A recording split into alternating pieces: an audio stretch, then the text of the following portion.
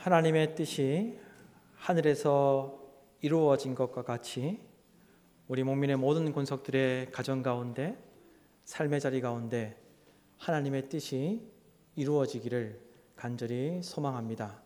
그래서 우리 목민의 모든 권속들의 삶과 가정과 또한 그 일터 가운데 하나님의 뜻이 이루어짐으로 말미암아 그 인생이 복되고 또한 행복할 수 있기를 주님의 이름으로 축복합니다. 모든 사람들은 누구나 다 할 것 없이 자기가 살아가는 그 삶이 잘 되기를 원합니다. 누구나 다 할 것 없이 이 땅 가운데 살아가는 모든 사람들은 잘 살고 싶습니다. 그리고 잘 살았다는 이야기를 듣고 싶어 합니다. 뿐만 아니라 자기의 계획과 꿈이 이루어져서 행복한 삶이 되기를 원합니다. 이 땅 가운데 그 누구도 나의 인생이 불행해졌으면 좋겠다, 불행하기를 원한다, 잘 안 되었으면 좋겠다는 그런 마음으로 살아가는 사람은 아무도 없을 것입니다. 그런데 여러분, 어떻습니까? 우리가 잘 살기를 원하고 잘 되기를 원하고 잘 살았다는 이야기를 듣고 싶어하는 마음으로, 그리고 행복하기를 원해서 살아가지만 우리가 인생을 살아가면서 어떤 것들을 경험하게 됩니까? 우리가 마음먹은 대로 되지 않을 때가 많이 있죠. 우리가 계획하고 뜻한 대로 우리 인생이 그렇게 흘러가지 않을 때가 많이 있습니다. 그래서 때로는 고난 가운데 있다라고 생각하기도 하고, 때로는 불행한 인생을 살고 있다라고 스스로 생각하는 경우들이 있을 수 있습니다. 그런데 우리가 인생을 살아가면서 우리가 마음먹은 대로 되지 않고 뜻한 대로 살아지지 않아서 불행하다라고 그렇게 생각을 하는 경우들이 많이 있는데, 그와 같이 생각하게 되는 여러 이유들이 있을 수 있겠지만, 마음먹은 대로 되지 않아서, 뜻한 대로 되지 않아서 참 행복하지 않고 불행하다라고 생각하는 많은 이유들이 있을 수 있겠지만, 파울로 코넬료라는 작가는 우리가 마음먹은 대로 살아내지 못하고 뜻한 대로 살아내지 못하고 불행하게 되는 그 이유가 자기 자신에게 있다고 이야기를 하였습니다. 스스로 자기 인생을 불행하게 만들고 스스로 그 꿈을 죽이는 인생을 사람들이 살아가고 있다라고 그 코넬료는 이야기하고 있다는 거예요. 다른 데 이유가 있는 것이 아니라 스스로 자기 인생을 불행하게 만들고 스스로 자기의 꿈을 죽이면서 살고 있다는 그런 이야기를 했다는 겁니다. 그러면서 이 코넬료는 스스로 자기 인생을 불행하게 만들고 스스로 꿈을 죽이는 세 가지 변명에 대해서 이런 말을 하였습니다. 잘 들어보십시오. 꿈을 죽이는 세 가지 변명. 첫 번째 변명은 시간이 부족해입니다. 엄청나게 바쁜 사람일수록 가까이에서 보면 할 일을 모두 하며 지냅니다. 보통 할 일이 없는 사람이 늘 피곤해하고 작은 일에도 집중하지 못합니다. 보통 할 일이 없는 사람이 늘 시간이 부족하다고 이야기하고 늘 피곤하다라고 이야기하고 집중하지 못한다는 거예요. 그래서 시간이 부족하다라고 이렇게 생각하며 사는 사람들의 인생이 스스로 불행하게 만들어지게 되는 것이고, 또한 꿈을 죽이는 인생이 되고 만다는 거예요. 여러분, 보통 할 일이 없는 사람이 늘 피곤해하고 작은 일에도 집중하지 못한다라는 이야기를 여러분 들었을 때 무엇이 생각이 나십니까? 저는 우리나라 말에도 이 비슷한 말이 생각이 났습니다. 어떤 비슷한 말이 있죠? 백수가 과로사 한다는 이야기가 있죠. 백수가 제일 바쁘고 백수가 제일 시간이 없습니다. 그래서 매일 하루가 짧다고 투덜댄다는 거예요. 이런 인생은 스스로 불행하게 만들고 스스로 꿈을 죽이는 인생이 되고 만다는 거예요. 꿈을 죽이는 두 번째 변명은 지금도 괜찮아입니다. 지금도 괜찮아. 인생이 위대한 모험이라는 생각은 하지 못한 채 별 고민 없이 지금이 가장 좋을 때라고 생각하고 나는 가장 현명하고 공정하고 옳다라고 생각하며 사는 사람들이 스스로의 인생을 불행하게 만들고 꿈을 죽이는 인생을 살게 된다는 것입니다. 그리고 마지막으로 스스로를 불행하게 만들고 꿈을 죽이는 세 번째 변명은 평화로워입니다. 지금 평화로워서 너무 좋다라고 이렇게 생각하는 사람들이 스스로 불행하게 만들고 그리고 꿈을 죽이는 그런 인생을 살게 된다는 거예요. 이 평온함, 이 평화로움에 만족한다는 거죠. 그래서 원대한 꿈은 갖지 않은 채, 그런 꿈은 없는 채 그냥 주어진 환경에 이것으로 내가 만족해, 이것으로 좋아, 지금이 제일 좋아라고 생각하며 사는 사람들이 스스로의 인생을 불행하게 만들고 꿈을 죽이는 인생을 살게 된다는 것입니다. 그러면서 이 파울로 코넬료는 이런 이야기를 했습니다. 꿈을 포기하면 아주 잠깐은 평화로울 것입니다. 그러나 곧 몸과 마음은 병들게 됩니다. 꿈을 포기하면 아주 잠깐은 평화로울 것입니다. 그러나 곧 몸과 마음은 병들게 됩니다. 저는 이 글을 보면서 곰곰이 생각을 해보았습니다. 꿈을 포기하면 아주 잠깐 평화로울 수 있지만 곧 몸과 마음을 병들게 한다. 몸과 마음이 병들게 된다는 글을 보면서 모든 인간은 행복하기를 바라지만, 모든 인간은 자기의 계획이 이루어지길 바라지만, 모든 인간은 자기의 꿈이 이루어지기를 바라면서 삶을 살지만, 모든 인간이 대부분 다 스스로 불행하게 만들고 스스로 꿈을 죽이며 스스로 몸과 마음을 병들게 만들고 스스로 소망이 없는 삶을 선택하며 사는 것은 아닐까라는 생각을 해볼 수 있었습니다. 우리 모든 인간들이 스스로 꿈을 죽이고 스스로 불행하게 만들고 스스로 몸과 마음을 병들게 만들고 스스로 소망이 없는 삶을 선택하며 사는 것은 아닐까라는 그런 생각을 해보았다는 것입니다.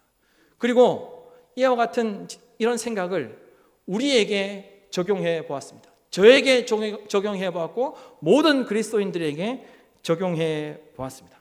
마찬가지로 그리스도인들이 스스로 마음과 삶을 병들게 만들고 스스로 소망이 없는 삶을 만들고 있진 않은지 생각해 볼 수 있었습니다. 그리스도인이라고 살지만 성도라고 살지만 예수님을 믿는다고 살아가지만 스스로 마음과 삶을 병들게 하고 있진 않는지, 그리고 스스로 소망이 없는 삶을 살고 있진 않는지, 소망이 없는 삶을 그렇게 선택하면서 살고 있진 않는지 우리가 우리 스스로를 돌아보아야 한다는 것입니다. 따라서 오늘은 다윗의 고백을 통해 우리가 스스로 우리의 마음과 삶을 병들게 하지 않기 위해서 어떤 믿음을 가지고 살아야 하는지 살펴보고, 그리고 하나님의 백성으로서 어떤 마음을 가지고 살아야 소망을 가지고 행복한 삶을 살 수 있는지 오늘 말씀을 통해서 하나님께서 주시는 은혜를 나누고자 합니다.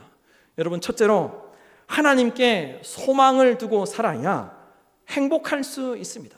하나님께 소망을 두는 자들이 행복한 삶을 살아갈 수 있다는 겁니다. 반대로 말하면 하나님께 소망을 두지 않고 살게 된다면 그 인생은 불행할 수밖에 없다는 거예요. 하나님이 아닌 다른 것에 소망을 두고 사는 자들은 행복할 수 없다는 것입니다.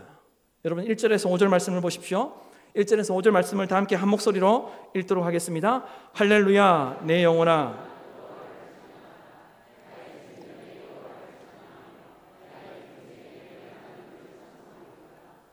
귀인들을 의지하지 말며 도울 힘이 없는 인생도 의지하지 말지니 그의 호흡이 끊어지면 흙으로 돌아가서 그날에 그의 생각이 소멸하리로다. 야곱의 하나님을 자기의 도움으로 삼으며 여호와 자기 하나님에게 자기의 소망을 두는 자는 복이 있도다. 아멘. 다윗은 확신하며 고백하였습니다. 하나님에게 자기의 소망을 두는 자가 복이 있도다. 하나님에게 자기의 소망을 두는 자가 복이 있도다 라고 이렇게 하나님을 찬양하며 고백하였습니다. 다윗은 하나님에게 소망을 두는 자가 복이 있도다라고 하였는데, 이 복이라는 히브리어 아쉐리는 재물, 돈, 재산, 물질을 말하는 것이 아닙니다. 성경이 오늘 시편 146편이 말하고 있는 이 복은 행복을 이야기합니다. 행복. 그래서 복이 있도다라는 말은 행복하고 큰 은총을 입다는 의미가 있습니다. 따라서 우리가 조금 전에 읽었던 이 5절 하반절 말씀을 이렇게 해석할 수 있겠죠? 하나님에게 자기의 소망을 두는 자는 행복하게 될 것이다. 하나님에게 자기의 소망을 두는 자는 하나님의 큰 은총을 입고 행복한 삶이 될 것이다 라고 이렇게 우리가 해석하여서 받아들일 수 있습니다. 여러분, 어떤 사람이 행복하게 될 수 있다고요? 어떤 사람이 행복한 삶을 살아갈 수 있다라고 시편이 이야기하고 있습니까? 많은 것을 소유하기 위해서 열심히 사는 사람을 두고 행복하다라고 말하지 않습니다.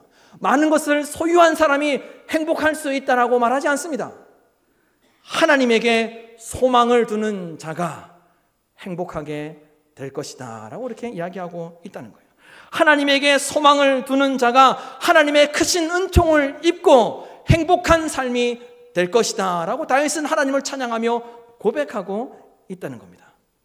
그러면서 다윗은 오늘 말씀해 보면 행복하기 위해서 몇 가지 조건을 달고 있습니다. 몇 가지 조건을 이야기하고 있어요. 첫째로, 사람을 의지하거나 신뢰하지 말아야 한다는 거예요. 3절 말씀에 보면 이렇게 기록하고 있습니다. 귀인들을 의지하지 말며 도울 힘이 없는 인생도 의지하지 말라. 귀인들을 의지하지 말며 도울 힘이 없는 인생도 의지하지 말라. 그래야만 행복할 수 있다라고 이야기하고 있습니다. 지도자들, 힘과 권력이 있는 사람들을 의지하지 말라는 거예요. 저 사람이 지도자가 되면 우리를 행복하게 할 수 있겠지, 그런 기대를 하지 말라는 거예요. 문제를 해결하기 위해서, 더 잘 되기 위해서, 더 많은 것을 소유하기 위해서 사람을 의지하지 말며 사람에게 기대하지 말며 사람을 바라보지 않는 자들이 행복할 수 있다고 이야기하고 있습니다. 내 인생이 잘 되기 위해서, 내가 더 많은 것을 소유하기 위해서, 나의 사업이 번창하기 위해서 사람을 기대하고 힘과 권력을 가진 자들을 기대하게 되면 행복한 삶이 될 수 없다는 거예요. 뿐만 아니라 사람을 기대하면 여러분 행복할 수가 없죠.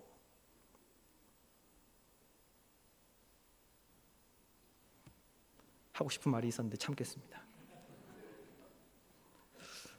여러분, 행복하기 위해서는 두 번째로 야곱의 하나님을 자기의 도움으로 삼아야 한다는 거예요.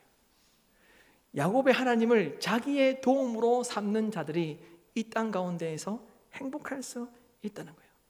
하나님은 하나님에게 자기의 소망을 두는 사람이 행복하게 될 것이라고 다윗은 그렇게 하나님에게 자기의 소망을 두는 사람이 행복하게 될 것이라고 고백하면서 야곱의 하나님을 자기의 도움으로 삼아야 행복할 수 있다라고 이렇게 이야기를 하였습니다. 그렇다면 여러분, 야곱의 하나님을 자기의 도움으로 삼아야 한다는 말의 의미는 무엇이겠습니까?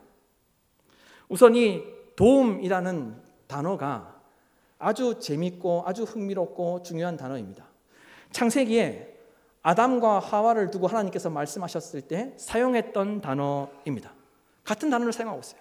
창세기 2장 18절 말씀에 보면 이런 말씀이 있죠. 여호와 하나님이 이르시되 사람이 혼자 사는 것이 좋지 아니하니 내가 그를 위하여 돕는 배필을 지으리라 하시니라. 하나님께서 아담을 창조하신 후에 그가 혼자 있는 것이 좋지 않게 보이셔서 돕는 배필로 이 하와를 만드셨다는 거예요. 그래서 이 도움이라는 이 말의 의미는 돕는다는 그런 의미가 있는데 이런 뜻도 있습니다. 조력자, 공급원, 필요를 채우는 사람이라는 뜻을 가지고 있습니다. 하나님을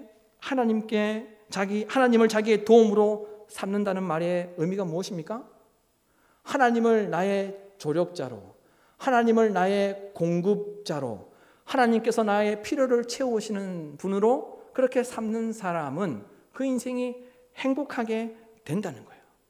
그래서 이 돔이라는 이 히브리어 에제르가 헬라어로 번역되게 되면 보에소스라는 단어로 번역되게 되는데, 히브리서 13장 6절에 보면 이렇게 사용되었습니다. 그거는 지금 넘어가도 됩니다. 히브리서 13장 6절 말씀해 보면 이렇게 사용되었습니다. 그러므로 우리가 담대히 말하되 주는 나를 돕는 이시니 내가 무서워하지 아니하겠노라. 사람이 내게 어찌하리요 하노라. 그러므로 우리가 담대히 말하되 주는 나를 돕는 이시니 라고 이렇게 기록되어 있죠. 하나님께서 도와주시는 분이기 때문에, 하나님께서 조력자가 되시기 때문에, 하나님께서 공급해 주시기 때문에, 하나님께서 필요를 채워주시기 때문에 하나님을 자기의 도움으로 삼아야 한다는 겁니다. 그래서 하나님을 자기의 도움으로 삼는 자들이 결국 행복한 인생을 살아갈 수 있다는 거예요. 어떤 사람을 의지하는 사람에게 도움받는 것이 아니라 하나님을 자기의 도움으로 삼는 자들이 결국 행복한 인생이 될 수 있다는 것입니다. 간절히 바라기는 그 어떤 것을 의지하는 것이 아니라 하나님을 자기의 도움으로 삼는 우리 목민의 모든 권속들이 되셔서 여러분의 삶이 행복한 삶이 될 수 있기를 주님의 이름으로 축복합니다. 여러분, 그렇다면 오늘 말씀해 보면 다윗은 아브라함의 하나님, 이삭의 하나님이라고 하지 않고 왜 야곱의 하나님이라고 하였을까요? 구약에 보면 하나님을 부를 때 아브라함의 하나님, 이삭의 하나님, 야곱의 하나님 이렇게 이름을 쭉 부르면서 하나님을 부르기도 하고, 어떤 경우에는 아브라함의 하나님, 이삭의 하나님이라고 이렇게 부르기도 하는데, 다윗은 왜 아브라함의 하나님, 이삭의 하나님을 부르지 않고 하나님을 부를 때 야곱의 하나님이라고 했을까요? 여러분, 야곱의 인생을 한번 생각해 보십시오. 야곱은 어떤 인생을 살았습니까? 야곱은 거짓과 속임수의 씨앗을 뿌리는 삶을 살았습니다. 그래서 야곱은 거짓과 속임수의 열매를 거두게 됩니다. 그래서 야곱은 에서를 속였고, 그리고 아버지 이삭을 속인 후에 라반에게 속았습니다. 에서를 속이고 그리고 아버지 이삭을 속인 후에 라반에게 속았죠. 그래야 아브라함과 이삭과 달리 야곱은 고난과 환난을 더 오래 겪었던 사람이었다고 할 수 있습니다. 그래서 야곱은 스스로 야곱했습니다.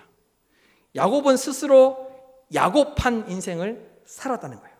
야곱은 열심히 산다고 살았지만 스스로 자신을 속이는 인생을 살았다는 거예요. 야곱은 열심히 산다고 살았지만 스스로 마음과 삶을 병들게 하는 삶을 살았다는 거예요. 야곱은 열심히 살았지만 스스로 소망이 없는 삶을 선택하며 살았다는 거예요. 야곱은 열심히 살았지만 하나님을 바라보지 않고 하나님께 도우심을 구하지 않고 자기의 계획과 자기의 뜻대로 살아감으로 말미암아 스스로 불행한 인생을 살았다는 겁니다.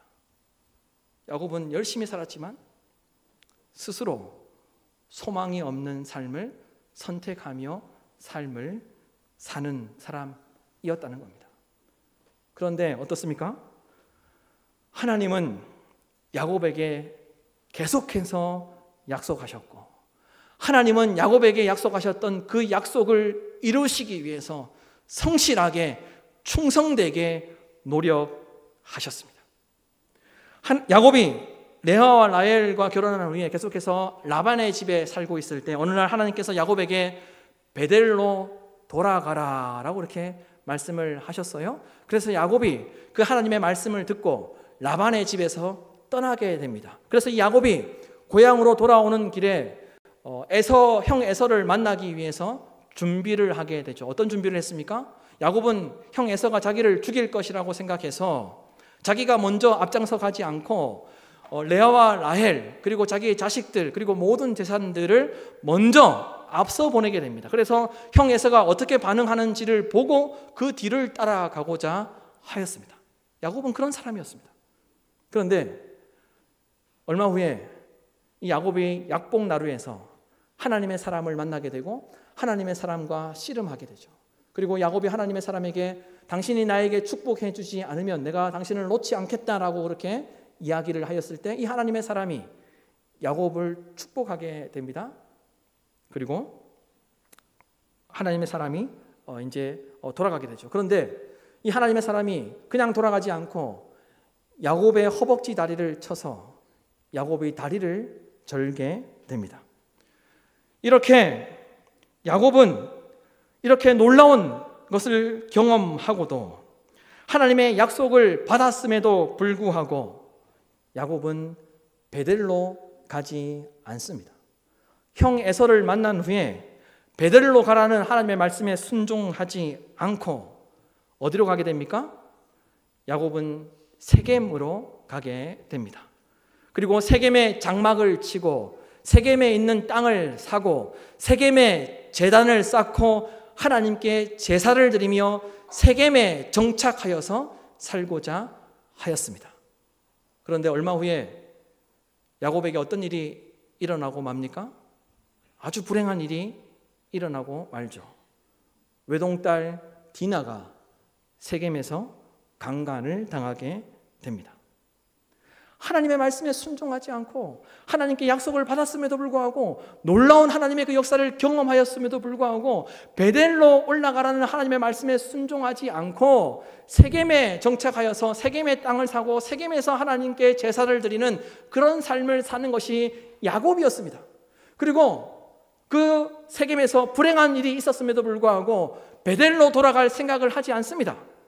자발적으로 베델로 돌아가야 되겠다고 깨닫지 못하고 하나님께서 다시 야곱에게 나타나셔서 말씀하시죠. 베델로 돌아가서 거기 살아라. 베델로 돌아가서 거기에 제단을 쌓아라 라고 하나님께서 다시 야곱에게 찾아가셔서 말씀하셨고 결국 그 후에 야곱이 하나님의 말씀에 순종하여서 베델로 가게 되었을 때 하나님께서 다시 약속하시고 하나님께서 다시 야곱에게 복을 주시게 되죠. 여러분, 다윗이 아브라함의 하나님, 이삭의 하나님이라고 고백하지 않고 야곱의 하나님이라고 고백한 것은 끝까지 포기하지 않으시는 하나님, 반드시 약속을 이루어 주시는 하나님, 어떠한 상황 가운데 있다 할지라도 다윗 자신이 연약하여서 하나님 곁을 떠났을 때에도 하나님이 어떤 상황 가운데 있다 할지라도 자신을 바른 길로 인도해 주시는 그 하나님을 경험하였기에, 그리고 하나님의 말씀을 지키지 않더라도 하나님께서 결국 끝까지 포기하지 않고 기다리시고 인내하시고 결국은 하나님의 말씀 안에 살도록 인도하시는 그 하나님, 하나님이 바로 야곱의 하나님이라는 것, 하나님이 바로 그런 하나님이라는 것을 다윗이 찬양하며 고백하고 있다는 것입니다. 이러한 야곱의 하나님께 도우심을 구하며 이러한 야곱의 하나님께 소망을 두는 자가 행복하게 된다는 것을 이야기하고 있는 거예요. 다윗도 온전한 삶을 살지 못했습니다. 하나님의 말씀을 온전히 지키지 못했습니다. 하나님의 약속을 온전히 신뢰하지 못했습니다. 그러나 야곱의 하나님께서 야곱을 끝까지 포기하지 않고 끝까지 기다리시며 그를 하나님께로 인도해 주셨던 것처럼 끝까지 그 약속을 지키시기 위해서 하나님의 신실하심, 하나님의 그 충성되심, 하나님의 그 진실하심을 야곱에게 베풀어 주셨던 것처럼 다윗도 하나님 제게 그와 같은 은혜를 베풀어 주십시오 라는 그런 마음으로 하나님을 부를 때 야곱의 하나님이라고 불렀다는 거예요. 그래서 이러한 야곱의 하나님께 도움을 구하는 사람, 이러한 야곱의 하나님께 소망을 두는 자가 결국 행복하게 될 것이다 라고 이렇게 하나님을 찬양하며 고백하고 있다는 거예요. 여러분, 존 스튜어트 밀이라는 사람이 이런 말을 했습니다. 소망이 없이 일하는 것은 채로 물을 뜨려는 것과 같다. 소망이 없이 일하는 것은 채로 물을 뜨려는 것과 같아. 저는 이 글을 보면서 우리의 신앙에도 적용해 볼 수 있다고 생각이 되었습니다. 소망 없이 신앙생활 하는 것은 채로 물을 뜨려는 것과 같다. 소망이 없이 신앙생활 하는 것은 채로 물을 뜨려는 것과 같다. 여러분, 채로 물을 뜰 수 있습니까? 없습니까? 채로 물을 뜰 수 없죠. 소망이 없이 살 수 없습니다. 여러분, 우리는 소망이 없이 살아낼 수 없습니다. 하나님은 하나님께 소망을 두는 자에게 복을 주신다라고 이렇게 말씀을 하셨습니다. 하나님은 어떤 환경과 상황 속에서도 고난과 고통 가운데 있을 때에도 하나님께 소망을 두는 자를 행복하게 해 주실 줄로 믿습니다. 여러분, 하나님께 소망을 두십시오. 끝까지 포기하지 않고 우리를 기다리시는 야곱의 하나님을 의지하시고 야곱의 하나님께 도우심을 간절히 바라시며 야곱의 하나님께 소망을 두심으로 우리 목민의 모든 권속들은 행복한 인생이 다 될 수 있기를 주님의 이름으로 축복합니다. 둘째로, 하나님께서 지키시며 보호하신다는 믿음을 가지고 살아야 행복해질 수 있습니다. 사람을 의지하고 사람을 기대하는 것이 아니라 하나님께서 지키시며 보호하신다는 믿음을 가지고 살아야 행복해질 수 있습니다. 여러분, 6절에서 10절 말씀을 보십시오. 6절에서 10절 말씀을 다 함께 한 목소리로 읽도록 하겠습니다. 여호와는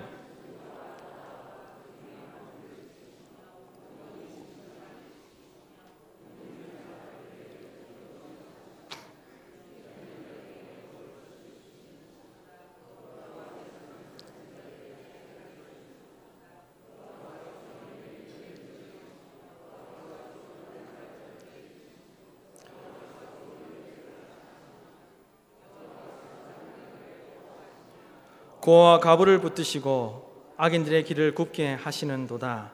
시온아, 여호와는 영원히 다스리시고 내 하나님은 대대로 통치하시리로다. 할렐루야. 아멘. 하나님은 창조주로서 영원토록 진실하십니다. 하나님은 창조주로서 영원토록 충성되십니다. 하나님은 창조주로서 영원토록 신실하십니다. 이러한 하나님이 어떻게 하신다라고 다윗이 고백하고 있습니까? 억눌린 사람들을 위해 정의로 심판하시며 줄인 자들에게 먹을 것을 주시며 갇힌 자들에게 자유를 주신다는 거예요. 또한 맹인들의 눈을 여시며 비굴한 자들을 일으키시며 의인들을 사랑하신다는 거예요. 또한 나그네를 보호하시며 고아와 가부를 붙드시며 악인들의 길을 굽게 하신다는 거예요. 하나님은 창조주이시면서 재판장으로서 세상을 통치하시고 다스리신다는 거예요. 영원토록. 하나님은 모든 것을 회복시키시고 모든 것을 바르게 세우시고 모든 것을 지키시고 모든 것을 보호하신다는 거예요. 그런데 여러분, 다윗이 하나님께서 어떤 분이신지 하나님께서 하실 일에 대해 찬양하고 고백한 내용과 훗날 이사야 선지자가 오실 메시아에 대해서 예언했을 때 내용이 같습니다. 그래서 실제로 예수님께서 이 땅에 오셔서 공생애를 시작하시면서 이사야 선지자의 말을 인용하시고 내가 이와 같은 사역을 할 것이다, 내가 이것 때문에 왔다라고 이사야의 말씀, 이사야 선지자의 그 말을 인용하고 공생애 사역을 시작하셨죠. 하나님은 다윗이 고백하고 하나님께서 이사야 선지자를 통해 선포하신 말씀을 예수 그리스도를 통해 직접 보여주셨습니다. 하나님께서 예수 그리스도를 통해 자기 백성을 지키시고 보호하시고 먹이시고 입히시며 회복시키시고 일으키신다는 소망을 보여주셨고 그 소망을 경험케 하셨습니다. 여러분, 예수님께서 38년 동안 누워있던 병자를 왜 고쳐주셨습니까? 왜 태어날 때부터 앞을 보지 못했던 맹인의 눈을 왜 뜨게 하셨습니까? 왜 로마에게 비굴하며 유대인들에게 미움을 받았던 삭개오를 찾아오셨습니까? 왜 태어나면서부터 손이 말라서 인생을 살아갈 수 없는 그 손 마른 자, 그래서 성전 앞에서 일평생 구걸하던 그 거지에게 예수님께서 왜 찾아오셨습니까? 하나님의 백성들이 하나님에 대한 소망을 잊지 않도록 하시기 위해서 성부 하나님과 동등하신 예수님께서 그 모든 것들을 보여주셨던 것입니다. 하나님께 소망이 있다는 것.